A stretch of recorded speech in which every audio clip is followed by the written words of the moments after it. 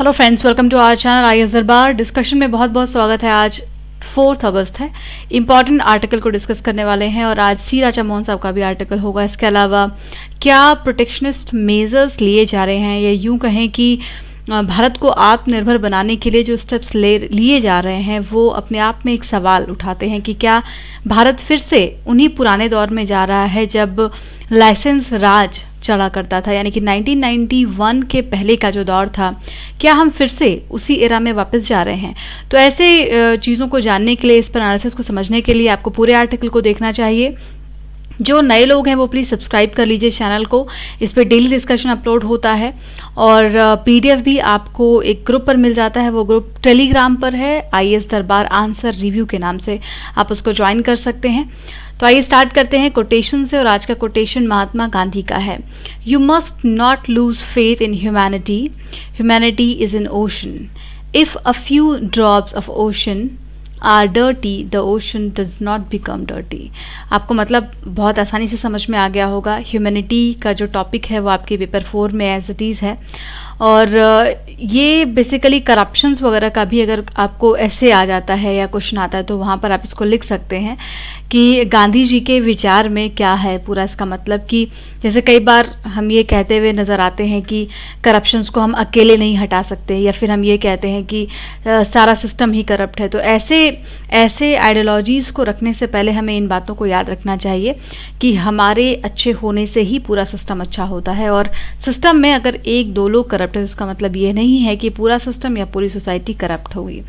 ठीक है, तो ऐसे कोटेशंस का यूज़ अपने समझ के अनुसार ऑप्शनल पेपर में भी आप कर सकते हैं। आइए देखते हैं आज के डिस्कशन में क्या कुछ है। तो 3 इंपॉर्टेंट आर्टिकल होगा। India and geopolitics of TikTok. TikTok को लेकर के भारत ने तो बैन लगा दिया, लेकिन बाकी देश खास करके अमेरिका का क्या रुख है उसके बारे में सी राजा मोहन साहब का ये आर्टिकल है जिसको हम डिस्कस करेंगे। बेसिकली ये यूएस और चाइना के रिलेशन के ऊपर लिखा गया है, नो गोइंग बैक। और ये वही इकोनॉमी का आर्टिकल है जहाँ पर बात हो रही थी प्रोटेक्शनिस्ट मेजर की। और आज हम टाइम कैप्सूल के बारे में आपको बताने वाले हैं कि what is exactly the time capsule is. आप नाम सुन रहे हैं टाइम कैप्सूल का। और आज के न्यूज़पेपर में 3 के करीब आर्टिकल है जो अयोध्या के ऊपर लिखा गया है। वहाँ पर जो कल भूमि पूजन उसके बारे में लिखा गया है। और हम लोग एक दिन अच्छा सा आर्टिकल डिस्कस करेंगे जिसमें कि बायस्ड पॉइंट्स ना हो और आपके लिए या कोई काम के पॉइंट्स हों, क्योंकि आज के जो न्यूज़पेपर उसमें ज़्यादातर पॉइंट्स पॉलिटिकल हैं और किसी न किसी पर्टिकुलर आइडियोलॉजी के द्वारा लिखा गया है, तो इसलिए उसको मैंने इंक्लूड नहीं किया है। मतलब एक आर्टिकल तो आरएसएस के व्यक्ति के द्वारा लिखा गया है, वहीं दूसरा आर्टिकल बिल्कुल ऑपोजिशन के द्वारा लिखा गया है। तो इसलिए हम जब एक प्रॉपर बैलेंस व्यू हमें मिलेगा then will discuss that article on Ayodhya. Answer writing के लिए क्वेश्चन आज भी दिया जाएगा आपको। प्लीज़ लिखते रहिए, आप लोग ग्रुप पर भी अपलोड करते रहिए पीडीएफ में और एक दूसरे को कोऑपरेट ज़रूर कीजिए दोस्तों। आप आंसर्स वगैरह को पढ़ेंगे तो आपको भी उससे फ़ायदा मिलेगा। और ऑब्जेक्टिव क्वेश्चन आपको जो दिया जाता है उसका आंसर करना बिल्कुल मत भूलिए, बहुत इंपॉर्टेंट है ये। तो आज के डिस्कशन में हमारा पहला जो आर्टिकल है वो India and geopolitics of TikTok होगा। दूसरा no going back and time capsule जो एक्सप्लेन्ड पेज पर है उसको डिस्कस करने वाले हैं। एक छोटा सा न्यूज़ भी लिया गया है यहाँ पर, जान लीजिए। Unemployment rate is to 7.19% in week ended August 2। तो अनएम्प्लॉयमेंट रेट जो है वो धीरे धीरे अब कम हो रहा है, यानी कि लोगों को रोज़गार वगैरह मिलना शुरू हो गया है। क्योंकि ये डाटा है CMIE का, इसको आप कहीं पर कोट भी कर सकते हैं। बिकॉज़ प्रॉब्लम्स बहुत ज़्यादा बढ़ गई थी। जो रिपोर्ट्स पहले की थी उसमें बहुत तेज़ी से अनएम्प्लॉयमेंट राइज हो रहा था। इसका एक बहुत बड़ा कारण लॉकडाउन का था। तो लॉकडाउन के हटने के बाद, यानी कि अब जब से अनलॉक की प्रक्रिया शुरू हुई है तो लोगों को रोज़गार भी मिलने लगे हैं। हालांकि अब भी बहुत सारी परेशानियां हैं। आंसर राइटिंग के लिए 2 क्वेश्चन आपको दिए गए हैं, हिंदी में भी है। प्लीज़ इसको आप लोग ट्राई करेंगे। ऑब्जेक्टिव क्वेश्चन में आज का क्वेश्चन देख लीजिए। एक सवाल RCEP पर आपसे पूछा गया है। RCEP के बारे में आप जानते तो बहुत अच्छे से हैं, लेकिन कई बार कुछ फैक्चुअल क्वेश्चन आ जाते हैं और हम कंफ्यूज हो जाते हैं। तो यहाँ पर आपको वैसे ही कुछ फैक्चुअल क्वेश्चन पूछे गए हैं। 2 स्टेटमेंट हैं आपके सामने। और ये जो लॉन्च हुआ था RCEP का निगोसिएशन, ये 10 एशियान मेंबर स्टेट और 6 एशियान FTA पार्टनर्स के बीच में हुआ था।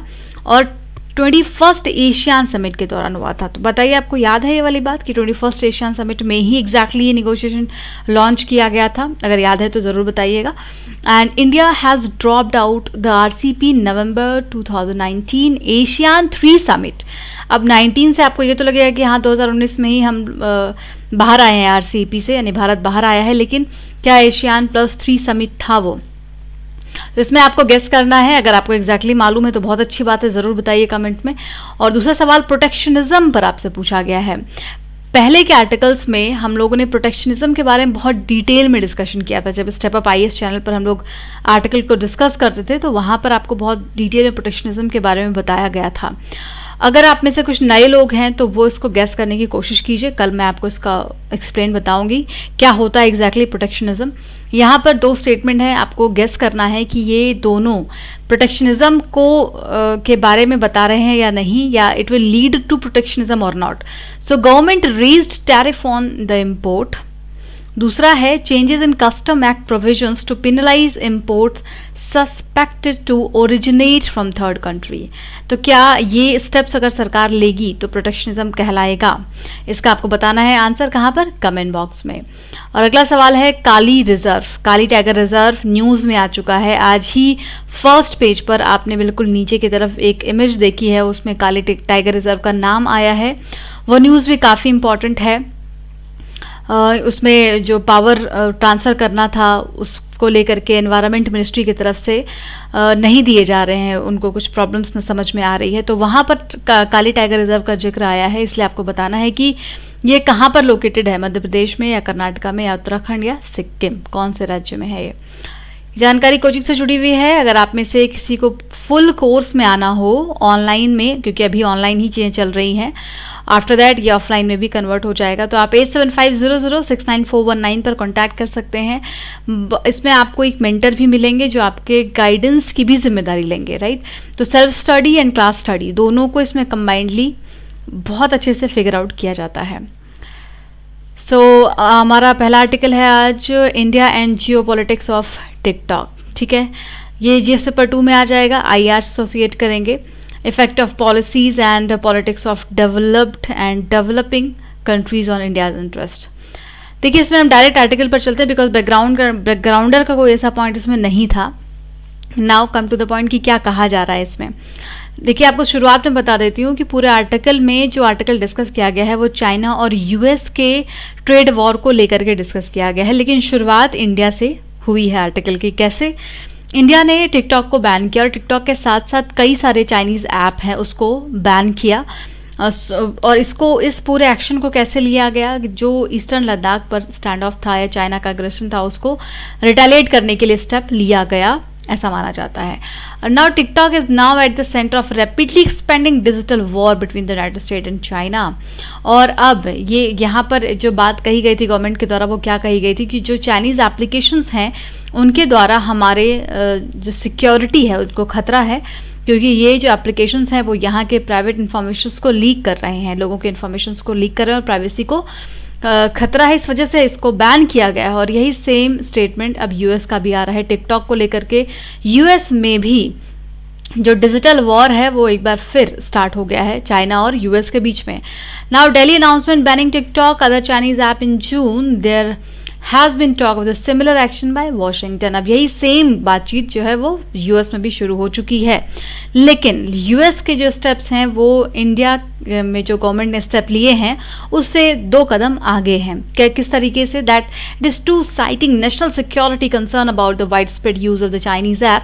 तो एक तरफ तो उन्होंने कहा कि नेशनल सिक्योरिटी को खतरा है टिकटॉक से या जो भी चाइनीज एप्लीकेशन का इस्तेमाल हो रहा है, ये बात दिल्ली में कही गई, वही सेम बात यूएस में भी कहा गया। लेकिन वहीं पर यूएस ने एक प्लान यूएस लेकर के आता है टिकटॉक के लिए खास करके, और वहाँ पे सिर्फ बैन नहीं किया जाता बल्कि ये कहा जाता है कि जो यूएस में वहाँ की जो टेक्नोलॉजी जाइंट है माइक्रोसॉफ्ट, उनको टिकटॉक को दे दिया जाना चाहिए। तो जो चाइनीज़ इंटरनेट कंपनी है बाइडांस, ये ओनर है टिकटॉक की, ओन करती है टिकटॉक को, और अब उसको प्रेशराइज किया जा रहा है कि आपको टिकटॉक को माइक्रोसॉफ्ट को देना पड़ेगा। ठीक है, यानी कि बेचने के लिए कहा जा रहा है। और माइक्रोसॉफ्ट ने उसके बाद पूरी तरीके से जिम्मेदारी ली है कि किसी भी तरीके का सिक्योरिटी कंसर्न फिर उनके देश के लोगों के लिए नहीं रहेगा। कैप्चर द टिकटॉक मार्केट, और इस तरीके से टिकटॉक का मार्केट जो है वो कैप्चर करने की पूरी कोशिश की जा चुकी है अमेरिका में। वहाँ के जो प्रेसिडेंट हैं उनकी बात भी हुई, और सत्या नडेला जो कि माइक्रोसॉफ्ट के सीईओ हैं उनके द्वारा बातचीत की गई, और पूरी तरीके से प्लान तैयार है कि टिकटॉक को ओन कर लिया जाएगा माइक्रोसॉफ्ट के द्वारा, क्योंकि प्रेशराइज किया जा रहा है जो ओनर है टिकटॉक के कि उनको माइक्रोसॉफ्ट को दे दिया जाना चाहिए। सिक्योरिटी मेजर्स वगैरह को भी यहाँ पर सामने रखा जाएगा, और साथ में यूएस का इकोनॉमिक बेनिफिट भी होगा अगर ये स्टेप उठाती है सरकार और ये फुलफिल हो जाता है। तो इस तरीके से एक दूसरी तरफ माइक्रोसॉफ्ट जो है वो बाकी जगह के टिकटॉक मार्केट को भी कैप्चर करना चाहता है, जैसे कि कनाडा, ऑस्ट्रेलिया, न्यूजीलैंड, इन सब जगह पे जहाँ पे टिकटॉक का मार्केट है। और इवन इंडिया में काफ़ी अच्छा खासा मार्केट था, आपको याद होगा, इवन आप में से बहुत सारे लोग यूज़ करते होंगे इसको। तो अब क्या हो रहा है कि सब जगह पर इसके जो मार्केट है उसको माइक्रोसॉफ्ट कैप्चर करना चाह रहा है। तो ये सारी चीज़ें स्टार्ट हो गई हैं। अब मीडिया इसके बारे में क्या बोलता है, तो मीडिया, अगर यूएस मीडिया की बात करते हैं तो मीडिया में जो हाइलाइट्स पॉइंट दिए जा रहे हैं यूएस में, उनका ये कहना है कि एक जो डिजिटल वॉर यूएस और चाइना के बीच में है उसमें अब ऐसा लग रहा है कि चीज़ें अमेरिका के फेवर में जा रही हैं, और समहाउ यूएस चाइना की तरफ सॉफ्ट हो रहा है। लेकिन दूसरी तरफ चाइना की मीडिया क्या कहती है, चाइना की मीडिया कहती है कि एक तरीके का लूट है जो टिकटॉक को कैप्चर करने का पूरा प्लान बना रही है यूएस गवर्नमेंट, और यूएस हाईटेक कंपनीज को दिया जा रहा है। ये एक तरीके का लूट है, हंटिंग है जो वहाँ की गवर्नमेंट कर रही है, एक बारबरिक एक्ट। ये किसने बताया है, यूएस के डिसीजन को बताया है चाइना के न्यूज़पेपर ने, वहाँ की मीडिया ने। ठीक है, Washington successful campaign against the Chinese telecom companies. तो इसके पहले देखिए ट्रेड वॉर बहुत दिनों से है यूएस और चाइना के बीच की बात करें तो, बिकॉज यूएस का ट्रेड डेफिसिट बहुत हो चुका है चाइना के ऊपर, और इसके पीछे चाइना की बहुत फुल ऑन स्ट्रेटजी रही है जिसको आज आप समझेंगे इस आर्टिकल के माध्यम से। तो जैसे अभी एक मुद्दा आया था 5G टेक्नोलॉजी का, 5th जनरेशन की टेक्नोलॉजी का, तो राइटर कह रहे हैं, सी राजा मोहन साहब ये कह रहे हैं कि यूएस ने पूरी तरीके से विरोध किया चाइना के किसी भी टेलीकॉम कंपनीज का, इंक्लूडिंग ह्यूवेई और ZTE जो कि अपना सर्विसेज प्रोवाइड कर रही हैं, वहाँ पर कर रही थी यूएस में। तो पूरी तरीके से इसका विरोध किया, ये जानते हुए कि अभी इसका कोई प्रॉपर टेक्नोलॉजी यूएस के पास नहीं है, लेकिन इस चीज़ में यूएस बहुत अच्छे से कामयाब भी रहा। वहीं दूसरी तरफ जो अदर मेजर्स है, बाकी जो वहाँ के मिनिस्टर्स हैं वो क्या कह रहे हैं। अब secretary of state Mike Pompeo भी इंडिकेट करते हैं that takeover of TikTok is just the first step. इनका कहना है कि टिकटॉक को अगर टेक ओवर कर लेती है अमेरिकन कंपनी तो ये पहला स्टेप होगा यहाँ के एडमिनिस्ट्रेशन का, कि कैसे हम स्टेप बाय स्टेप जो चाइनीज़ एप्लीकेशंस हैं उनको टेक ओवर करेंगे और उनको अपने यहाँ के प्राइवेसी को या इसको कंसर्नफुल इशू बनने नहीं देंगे। And Beijing was supremely the confident and assessment that it could exclude the US application. अब देखिए स्ट्रेटजी क्या रही चाइना की स्ट्रेटजी ये रही कि वो यूएस के जो कंपनियां हैं जैसे कि फेसबुक, जीमेल, ट्विटर, उन सभी को अपने यहाँ पर मार्केट एक्सेस उसने नहीं दिया, काफ़ी सक्सेसफुल रहा उसमें। वहीं दूसरी तरफ जिससे चाइना का फ़ायदा था वो उस टेक्नोलॉजीज़ का इस्तेमाल करता रहा, यूएस के उस मार्केट का इस्तेमाल करता रहा पूरी तरीके से। तो अब जो यूएस की कंपनियां हैं वो इन सारे स्टेप से काफ़ी पॉजिटिव फील कर रही हैं और उनको काफ़ी अच्छा फील हो रहा है। दे फील हैप्पी बिकॉज उनको काफ़ी ह्यूमिलिएशन मिला है चाइना की तरफ से, अगर एप्लीकेशंस को यूज़ करने या एक्सेस देने की बात कही जाए तो। और अभी इवन अगर आपको हांगकांग का पूरा सिनेरियो मालूम है तो वहाँ भी सेम इशू चल रहा है। वहाँ पे जो सिक्योरिटी एक्ट आ रही है उसमें भी जो अमेरिका की कंपनियां हैं उनका नुकसान होने वाला है। तो इस तरीके से चाइना हर एंगल से ये कोशिश करता है कि यूएस के एप्लीकेशंस को एक्सेस ना दिया जाए चाइना में, वेराज चाइना का जो एक्सेस है अमेरिका में वो बढ़ता चला जाए। तो इस चीज़ को जो ट्रम्प गवर्नमेंट है वो बिल्कुल भी बर्दाश्त नहीं कर रही है, और इसलिए जो ट्रेड वॉर या टेंशन है वो बहुत ज़्यादा बढ़ रहे हैं दोनों देशों के बीच में। तो ये पूरा सिनेरियो है। अब यहीं पे एक एक्ट का जिक्र होता है, फॉरेन एजेंट्स रजिस्ट्रेशन एक्ट। तो ये वहाँ पर अमेरिका में बेसिकली आपको मालूम है कि लॉबिंग का कॉन्सेप्ट चलता है। तो जो कंपनियां होती हैं, जो पावरफुल कंपनीज होती हैं, जो क्योंकि कैपिटलिस्ट इकोनॉमी है तो वहाँ पे जो बड़े बड़े कैपिटलिस्ट होते हैं वो अपने अकॉर्डिंगली रूल्स को रखने की कोशिश करते हैं, राइट। तो यहाँ पे उनको भी क्लियर कट ये कहा जा रहा है अमेरिका में जो वहाँ के ऑफिशियल्स हैं उनके द्वारा कि कि किसी भी तरीके, जो अटॉर्नी जनरल है वहाँ के विलियम बार, उन्होंने बहुत ही क्लियर कहा है कि लॉबी करने की आवश्यकता नहीं है, वो भी चाइना की तरफ से। आपको ये बिल्कुल नहीं भूलना चाहिए कि आपने जो अपना बिजनेस स्टार्ट किया है वो अमेरिका से स्टार्ट किया है और आपके जो आइडेंटिटी है वो अमेरिकन की आइडेंटिटी है। तो आप भले ही बहुत बड़े कैपिटलिस्ट हैं, आप बहुत बड़े बिजनेस को रन कर रहे हैं, बट आपको चाइना के सपोर्ट में लॉबिंग करने की आवश्यकता नहीं है। और इसलिए कई सारे थ्रेट जो वहाँ की कंपनियां हैं उनको भी दी गई हैं जो इस चीज़ में शामिल हैं या चाइना को एक्सेस देने में काम कर रही हैं। वहीं अब दूसरा सवाल ये उठता है कि ये जो प्रेजेंट टेंशन है वो आगे कैसे कंटिन्यू होगा या नहीं होगा, क्योंकि अगर वहाँ पे बदलती है सरकार, जैसा कि इलेक्शन है अभी होने वाला है 1-2 महीने में, तो इलेक्शन के बाद अगर जॉय बिडेन की सरकार आती है तो वो ऑब्वियसली अपनी पॉलिसीज़ में बदलाव लेकर के आएंगे। और वहाँ की जो यूएस टेक कंपनी है या हॉलीवुड है वो डेमोक्रेटिक पार्टी के बड़े सपोर्टर्स हैं, ठीक है। तो हो सकता है कि सिनारियो जो है वो बदलेगा, लेकिन सबसे बड़ा मुद्दा ये है कि यूएस चाइना का जो प्रेजेंट टेंशन है और प्रेजेंट जो पूरा सिनारियो बना हुआ है वो रिवर्स पूरी तरीके से नहीं हो सकता है, क्योंकि जाहिर तौर पर जो अमेरिकन लोग हैं उनको भी ये बात समझ में आ रही है कि चाइना एक्सप्लॉइट कर रहा है यूएस को। दूसरी तरफ ट्रेड डेफिसिट इतना ज़्यादा हो चुका है, तो जो प्रीवियस मेजर्स लिए गए हैं, जो प्रीवियस स्टेप्स लिए गए हैं गवर्नमेंट्स के द्वारा, पुराने जो कानून लाए गए हैं उसमें बदलाव की आवश्यकता है। और दूसरी तरफ ये पूरा सिस्टम जो है वो रिवर्स तो कभी नहीं होगा। हाँ, थोड़ा बहुत बदलाव हो सकता है, लाइट हो सकता है, सिंपल हो सकता है, क्योंकि जो डिजिटल थ्रेट है उसको बहुत ही अर्जेंटली नीड है काउंटर करने की अमेरिका में, और ये दोनों ही गवर्नमेंट इस चीज़ में सहमति दिखाएंगी। तो अब आगे सवाल ये उठता है कि वहाँ की अमेरिका की जो पॉलिसी, जो रणनीति होगी आगे आने वाले समय में, वही वो काफ़ी इम्पॉर्टेंट होने वाली है। बिकॉज यहाँ पे एक प्रीवियस स्टेप्स का जिक्र किया गया है कि जब यूएस ने ग्लोबलाइजेशन को बढ़ावा दिया, ठीक है, ग्लोबलाइजेशन को बढ़ावा दिया, डिफेंस प्रोडक्शन एक्ट लेकर के वहाँ पर आए, उसको यूज़ करके अभी सरकार ने हाल ही में जो कोडक कंपनी है, कोडक कंपनी बनाती है कैमरा, आपको याद होगा कोडक का कैमरा आता है। लेकिन अब आपके पास स्मार्टफोन है और सुपर कैमराज उसमें इंस्टॉल्ड होते हैं, और ऐसे में कोई कैमरा नहीं खरीदता, तो वो जो कंपनी है वो काफ़ी नुकसान में चल रही है। और प्रेजेंट ट्रम्प गवर्नमेंट ने क्या किया है कि डिफेंस प्रोडक्शन एक्ट का सहारा लेते हुए कोडेक कंपनी को सपोर्ट किया है। उनको कहा है कि जेनरिक मेडिसिन आप बनाइए, जेनरिक ड्रग बनाइए, और उसके लिए सपोर्ट किया गया है। और दूसरी तरफ वहाँ पर ये डिबेट डिस्कशन चल रहा है, क्योंकि अभी एक तो कैंपेन का माहौल है, इलेक्शन कैंपेन्स चल रहे हैं, तो उसमें ये कहा जा रहा है कि जो इंडस्ट्रियल पॉलिसीज़ को बहुत पहले सरकार लेकर के आई, और वहाँ से जब कोल्ड वॉर के बाद ग्लोबलाइजेशन को बढ़ावा दिया गया, तो समहाउ जो हमने सोचा था वो नहीं रहा, और इससे यूएस का काफ़ी नुकसान रहा, और एक टेरिबल मिस्टेक की तरह वो बता रहे हैं अपने कैंपेन में। नाउ अब इंडिया के लिए क्या है इस पूरे डिस्कशन में, तो इंडिया के लिए ये है कि आगे आने वाले समय में अमेरिका क्या जो अपनी पॉलिसी है वो बनाता है चाइना के साथ, ऑब्वियसली डीकपल करता है या एंगेजमेंट को कंटिन्यू करता है। तो जिस तरीके की भी रिलेशंस बनेंगे उनके बीच में, वो इंडिया को बहुत ज़्यादा अफेक्ट करेंगे या इंडिया की पॉलिसीज़ को भी इम्पैक्ट करेंगे।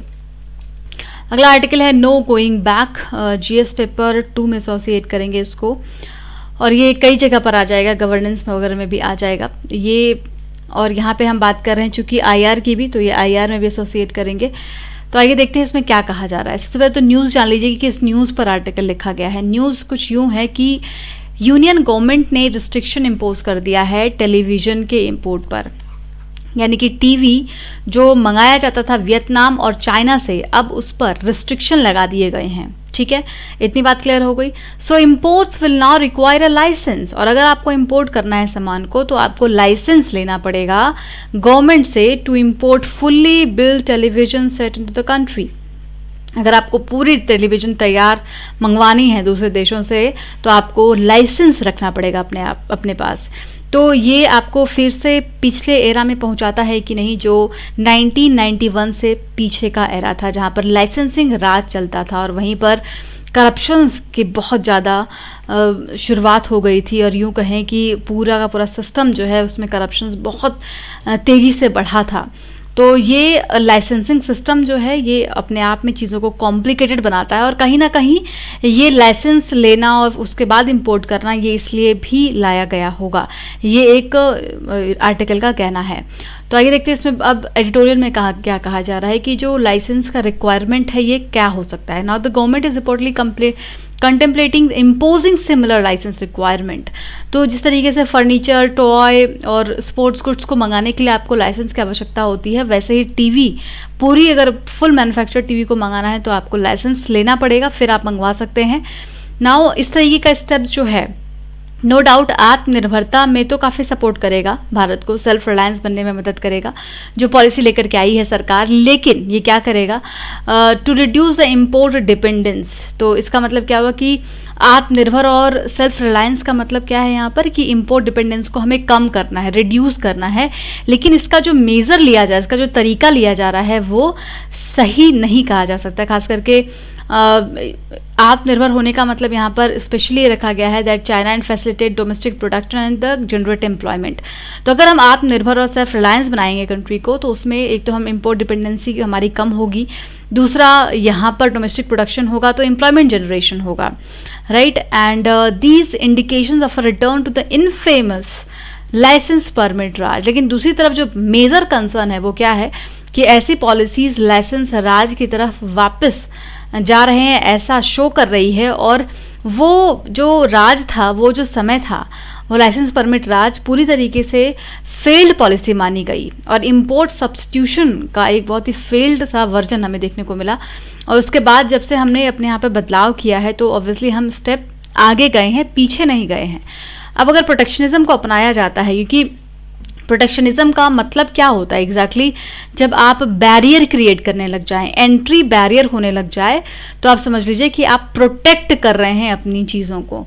तो यहाँ पर इंपोर्ट पर आप टैरिफ को बढ़ा दीजिए, या लाइसेंस, यहीं जो डोमेस्टिक कंपनीज उनको लाइसेंस लेने के लिए बोल दीजिए कि आपको लाइसेंस लेना पड़ेगा सामान मंगाने के लिए, या कोई और आप मेथड्स को अपना सकते हैं। Now domestic manufacture sector is uncompetitive and high cost.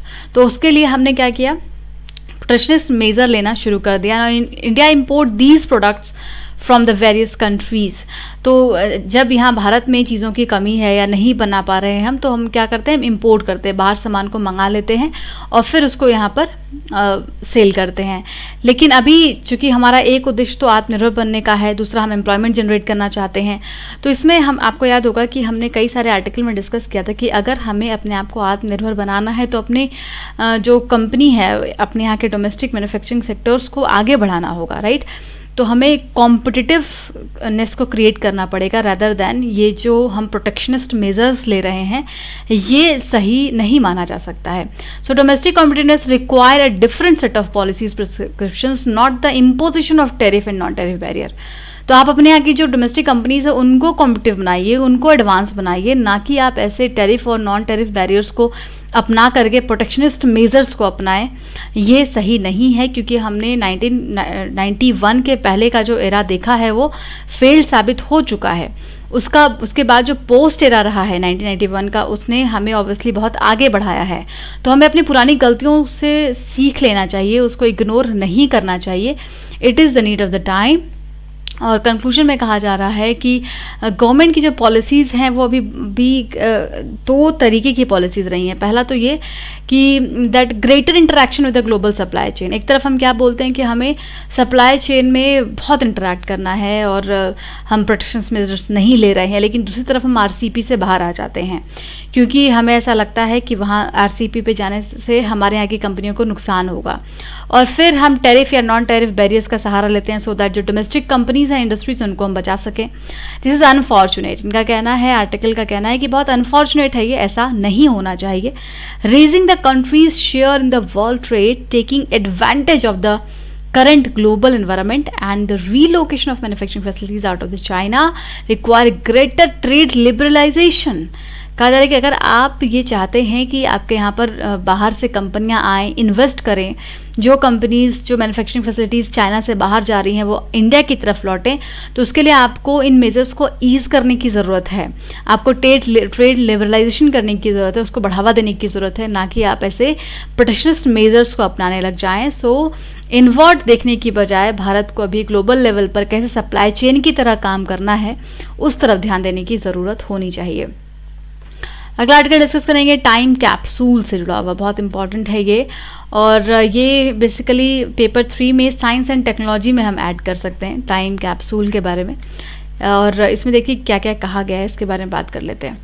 तो अभी न्यूज़ में क्यों आया है, क्योंकि जो राम टेम्पल अयोध्या में इसका फाउंडेशन 5 अगस्त को होने वाला है, और उसी में ये कहा जा रहा है कि जो काल पात्र या टाइम कैप्सूल है उसको वहीं पर प्लेस किया जाएगा, राइट, 2000 फीट नीचे ज़मीन से, उसकी नींव में, जो मंदिर है, मंदिर की नींव में इस टाइम कैप्सूल को डाला जाएगा। अब टाइम कैप्सूल क्या होता है और क्यों इसको डाला जा रहा है, तो इनका कहना है, जो ट्रस्ट के मेंबर हैं उनको कह रहे हैं कि कैप्सूल में जितने भी मैसेजेस हैं अयोध्या से जुड़े हुए, लॉर्ड राम के बारे में, उनका बर्थ प्लेस, ये सारी बातें सब कुछ कैप्सूल में डाला जा रहा है और फिर वो 1000 ईयर्स तक सेव रहेगा। क्या होता है ये टाइम कैप्सूल, ये बहुत बड़ा सवाल है। देखिए कंटेनर टाइप का होता है, अभी मैंने आपको इमेज में बताया था, कंटेनर टाइप का होता है, या किसी भी साइज और शेप का हो सकता है जो कंटेनर है, और वो उसमें आप डॉक्यूमेंट, फ़ोटो, आर्टफैक्ट्स, ये सारी चीज़ें रख सकते हैं। करंट समय में आप जो भी ऐसी चीज़ें यूज़ कर रहे हैं, जो आप चाहते हैं कि आगे आने वाला जो फ्यूचर है वो इन चीज़ों को जाने, तो आप उसको कंटेनर में डाल सकते हैं, ताकि जो फ्यूचर जनरेशन है वो उसको जान सके, समझ सके। The time capsule requires special engineering so that the content don't decay. तो टाइम कैप्सूल में क्या होता है, जो कंटेनर होता है उसको इस तरीके से डिज़ाइन किया जाता है, या उसमें जो कंटेंट होते हैं वो ऐसे बने हुए होते हैं कि वो डिके नहीं होते, वो ख़राब नहीं होते, क्योंकि इसमें एल्यूमिनियम और स्टेनलेस स्टील का इस्तेमाल किया जाता है। प्रीलिम्स के लिए बहुत इंपॉर्टेंट फैक्ट है, हो सकता है क्वेश्चन बन जाए कि किस चीज़ का, किस मटेरियल का इस्तेमाल होता है इसमें, तो एल्यूमिनियम और स्टेनलेस स्टील का इस्तेमाल किया जाता है। साथ ही एसिड फ्री पेपर का इस्तेमाल किया जाता है, जो डॉक्यूमेंट बनाए जाते हैं वो एसिड फ्री पेपर होता है, ताकि वो जो पेपर है वो ख़राब ना हो।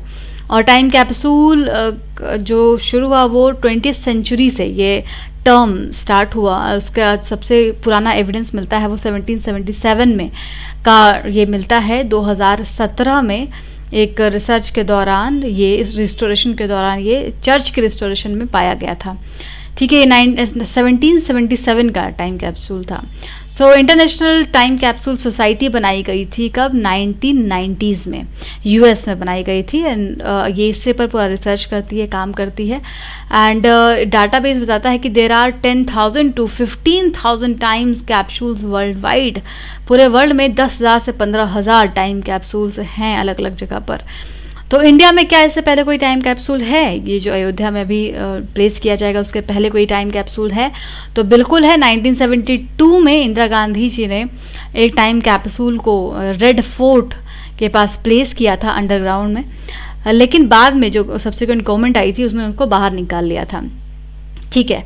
इसके बारे में भी और जिक्र करेंगे। इसके अलावा मुंबई में है एक स्कूल में, आईआईटी कानपुर में रखा गया है, लवली पब्लिक यूनिवर्सिटी जो जालंधर है वहाँ पर रखा गया है, गांधी नगर में महात्मा मंदिर है वहाँ पर टाइम कैप्सूल को प्लेस किया गया है। तो ये सारी जगहों में टाइम कैप्सूल डालने का मतलब होता है कि उस जगह की जानकारी आगे आने वाले समय को मिल पाए। अब इंदिरा गांधी ने जो टाइम कैप्सूल को प्लेस किया था तो उस समय में क्या हुआ यूं कि उसमें जो इन्फॉर्मेशन डाली गई थी उसको पब्लिक डोमेन में नहीं लाया गया था कि हम क्या उसके अंदर डाल रहे हैं, कैप्सूल में क्या रख रहे हैं। और जाहिर तौर पर डिबेटेबल इशू हो गया था, क्योंकि जो ऑपोजिशंस थे, इन ऑपोजिशंस में इंक्लूडिंग अटल बिहारी वाजपेयी, ज्योतिर्मय बासु और हिरेन मुखर्जी, ये सारे लोग थे जो काफ़ी ज़्यादा इसका अपोज कर रहे थे। और उनका यही सवाल था कि कहीं ऐसा तो नहीं कि ये जो इनकी फैमिली हैं या जिस तरीके से इन्होंने इतने सालों तक राज किया है तो उसी इन्फॉर्मेशंस को अपने तरीके से मैनिपुलेट करके रखा गया हो। तो इसी डर को देखते हुए इसको वापस निकाल लिया गया था और फिर उसको हालांकि पब्लिक में नहीं लाया गया कि उसमें क्या बातें थी, लेकिन उसको बाहर निकाल लिया गया था। What have the other time capsules preserved, तो दूसरे जो कैप्सूल्स उसमें क्या है, आईआईटी कानपुर में जब प्रेसिडेंट थी प्रतिभा पाटिल जी 2010 में, तब ये टाइम कैप्सूल डाला गया था कैंपस में, और उसमें कैंपस की सारी बातें हैं, उसके ऊपर जो फिल्म बने हैं और सारी इन्फॉर्मेशंस वहाँ पे उस टाइम कैप्सूल में रखे गए हैं।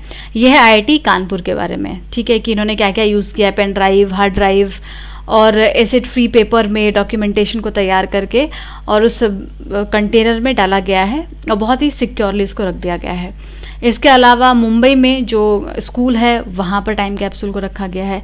फिर इसके अलावा और 2019 जनवरी की बात है, जालंधर में टाइम कैप्सूल को रखा गया है, उसमें बहुत सारी इन्फॉर्मेशन उन जगह के बारे में। खैर ये सब इतना इंपॉर्टेंट नहीं है, लेकिन एग्जाम्पल याद रखिएगा आप कि ऐसा नहीं है कि पहली बार टाइम कैप्सूल को इंडिया में प्लेस किया जा रहा है किसी जगह पर, ऐसा नहीं है। बहुत सारी जगह पे 3 से 4 जगह का एग्जाम्पल मैंने आपको दे दिया, जिसमें कि रेड फोर्ट के पास अब नहीं है टाइम कैप्सूल, उसको बाहर निकाल लिया गया था। How significant are the time capsule, अब देखिए इसमें अलग अलग विचार हैं। जो यहाँ पर हिस्टोरियंस का हम जिक्र कर रहे हैं, ये मानते हैं कि जो टाइम कैप्सूल है वो बहुत ज़्यादा सिग्निफिकेंट नहीं है इनके हिसाब से। The exercise is inevitably a subjective exercise gear towards glorification, not to construct the real picture. तो कुछ हिस्टोरियंस का ये मानना है कि ये जो पूरा इवेंट है ये ग्लोरीफाई करता है चीज़ों को, और इसमें रियल पिक्चर हो सकता है कि ना दिखाई जाए। और फिर इसी तरीके से अलग अलग मतभेद है जो इसके अगेंस्ट में भी है, कि क्रिटिसिज्म है कि अगर किसी को जानना ही होगा हिस्ट्री के बारे में तो वो पुराने न्यूज़पेपर को पढ़ सकता है, बट ऐसा नहीं होता है। कई बार हमें बहुत पुरानी इन्फॉर्मेशन जो है वो मिलती हैं, और जो कंटेनर है उसको इस तरीके से बनाया गया है कि वहाँ से इन्फॉर्मेशंस जो है वो ख़राब ना होने पाए। हाँ, अब ये आप ज़रूर सोच सकते हैं कि इस तरीके के इवेंट में जब आप अपने कल्चर को प्रिजर्व कर रहे हैं, आप अपने यहाँ के इन्फॉर्मेशंस को आगे आने वाली पीढ़ी को देना चाहते हैं, तो उसके लिए एक प्रॉपर व्यवस्था होनी चाहिए। व्यवस्था मतलब प्रॉपर रेगुलेटरी मैकेनिज्म होना चाहिए कि जो इन्फॉर्मेशंस होंगे वो सटीक होने चाहिए। ऐसा नहीं कि जिस तरीके से पहले होता था कि कोई राजा के अंडर में कोई हिस्टोरियन रहते थे और वो राजा की ही के गुणगान करते हुए पूरी हिस्ट्री लिख डालते थे, तो वो चीज़ नहीं होनी चाहिए आज के समय में। आज इसको पूरी तरीके से क्रिटिकली इवैल्यूएट किया जाना चाहिए। इसमें जो अपोजिशन के लोग हैं दोनों को मिलकर के एक ऑब्वियसली कमेटी का निर्माण करना चाहिए, और फिर इस तरीके की इन्फॉर्मेशंस को आर्टिफिशियली प्रिजर्व किया जाना चाहिए। ये आप रख सकते हैं अपने व्यू पॉइंट में। इसके अलावा आपके और भी व्यू पॉइंट्स हो सकते हैं। अब आइए प्रीवियस क्वेश्चंस का आंसर देख लेते हैं। पीएम किसान पर आपसे सवाल पूछा गया था, सेंटर सेक्टर स्कीम है, ये बिल्कुल सही है, और दूसरा स्टेटमेंट भी सही है। मैंने आपको कल ही बता दिया था कि आइडेंटिफिकेशन जो होता है बेनिफिशियरी का वो स्टेट यूटी के द्वारा ही किया जाता है, तो सी इसका आंसर होगा। अगला सवाल पूछा गया था नक्सलिज्म इन इंडिया पर, और इसमें पहला स्टेटमेंट सही था। नक्सलबारी जो वेस्ट बंगाल में है, दार्जिलिंग डिस्ट्रिक्ट में, वहीं से इसकी शुरुआत होती है। दूसरा स्टेटमेंट भी सही था कि लैंड डिस्प्यूट पर यह शुरू हुआ था, सी इसका भी आंसर होगा। और डी के बसु केस किससे संबंधित है ये आपसे पूछा गया था, तो पुलिस रिफॉर्म होगा इसका आंसर। आज के इतना ही। आज के क्वेश्चन का आंसर जरूर दीजिएगा कमेंट बॉक्स में। कैसा लगा डिस्कशन दोस्तों ज़रूर बताइए, और हम लोग जल्द ही एक टाइम फिक्स करेंगे इस वीडियो का सुबह आने के लिए, और उसमें मैं ये चाहूँगी कि एक तरीके का लाइव सेशन हो वो, जहाँ पर आप एक टाइम मेंटेन करके उस टाइम को फॉलो करें, नोट्स वगैरह बनाएं साथ में ही। तो हो सकता है कि कल से ये प्रोसेस मैं शुरू करूं। तो आज के लिए इतना ही। Thank you so much, keep studying. Please subscribe कर लीजिए जिन्होंने अभी तक नहीं किया है।